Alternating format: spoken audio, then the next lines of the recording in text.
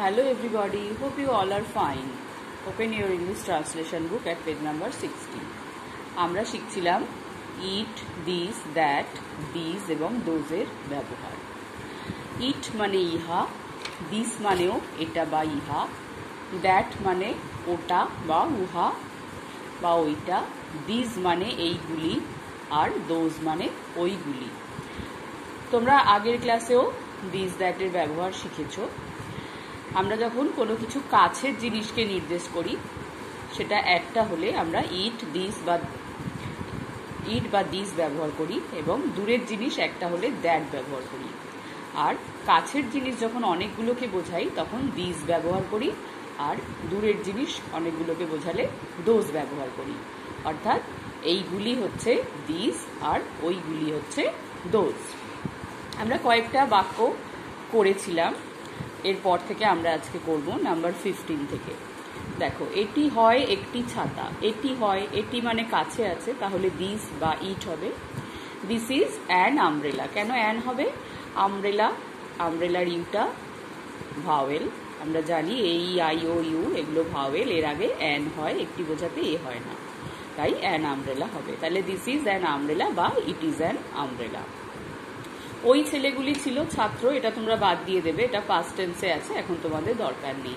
এই পেয়ালাগুলি হয় সাদা, তাহলে এই পেয়ালাগুলি মানে কাছে বোঝাচ্ছে, আর পেয়ালাগুলি মানে অনেকগুলো বোঝাচ্ছে, তার মানে এইগুলি বোঝাচ্ছে, তো দিস হবে।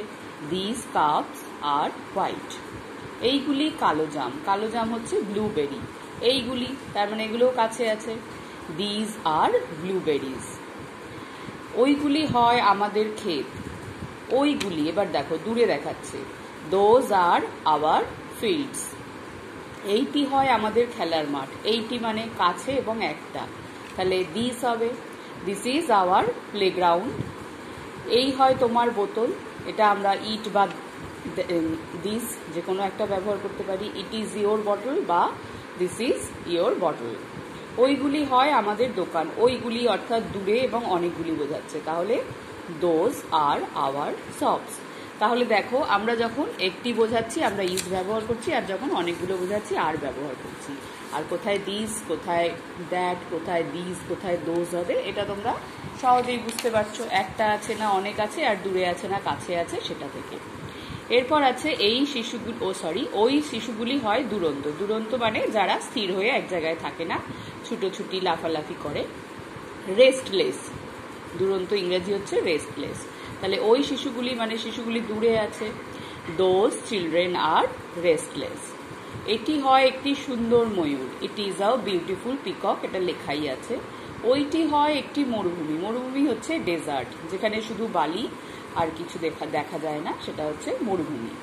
ওইটি মানে দূরে একটা দেখাচ্ছে, তাহলে দ্যাট ইজ আ ডেজার্ট।